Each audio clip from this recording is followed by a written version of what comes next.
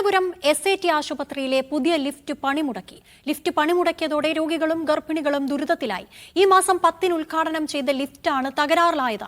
മുൻപുണ്ടായിരുന്ന lift നിരന്തരം തകരാറിലാകുന്നത് വാർത്തയായതോടെയാണ് പുതിയ lift സ്ഥാപിച്ചത്.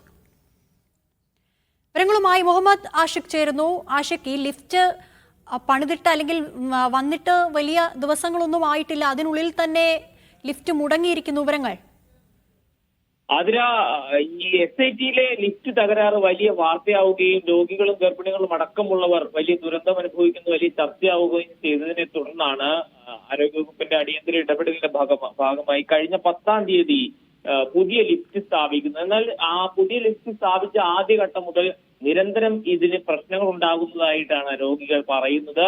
ഇന്ന് രാവിലെ മുതൽ ലിഫ്റ്റ് പൂർണ്ണമായും പ്രവർത്തനം നിലച്ച സ്ഥിതിയിലാണ്. ഈ ലിഫ്റ്റ് പ്രവർത്തിക്കുന്നത് SIT-യിലെ കുട്ടികളുടെ വാർഡിന് തൊട്ടടുത്ത സ്ഥലത്താണ്. അതിന് തൊട്ട് മുകളിലാണ് ഗർഭിണികൾ അടക്കമുള്ളവരുടെ വാർഡ് സ്ഥിതി ചെയ്യുന്നത്. അതുകൊണ്ട് ആ കുട്ടികളും രോഗികളായി എത്തുന്ന കുട്ടികളും ഗർഭിണികളും അടക്കം സഞ്ചരിക്കേണ്ട ലിഫ്റ്റാണ് ഇപ്പോൾ പ്രവർത്തനം നിലച്ചിട്ടുള്ളത്. രാവിലെ ഏതാണ്ട് 10 മണിയോടുകൂടി പ്രവർത്തനം നിലച്ച ലിഫ്റ്റ് ഇതേവരെ പ്രവർത്തന സജ്ജമാക്കാൻ കഴിഞ്ഞിട്ടില്ല. വലിയ പ്രയാസം രോഗികൾ അടക്കമുള്ളവർ നേരിടുന്നുണ്ട് എന്നാണ് അറിയാൻ കഴിയുന്നത്. ഏതായാലും ഇതുമായി ബന്ധപ്പെട്ട ആശുപത്രി അധികൃതർ നൽകുന്ന വിശദീകരണം പുതിയ ലിഫ്റ്റ് ആയതിനാൽ സംഭവിച്ച ചെറിയ തകരാറാണ്, അതുകൊണ്ട് ഉടനടി ഇത് പരിഹരിക്കാൻ കഴിയും എന്നാണ് ആശുപത്രി അധികൃതർ പറയുന്നത്. എന്നാൽ ഇതേവരെ ഇത് ലിഫ്റ്റിന്റെ തകരാർ പരിഹരിക്കാനായിട്ടില്ല.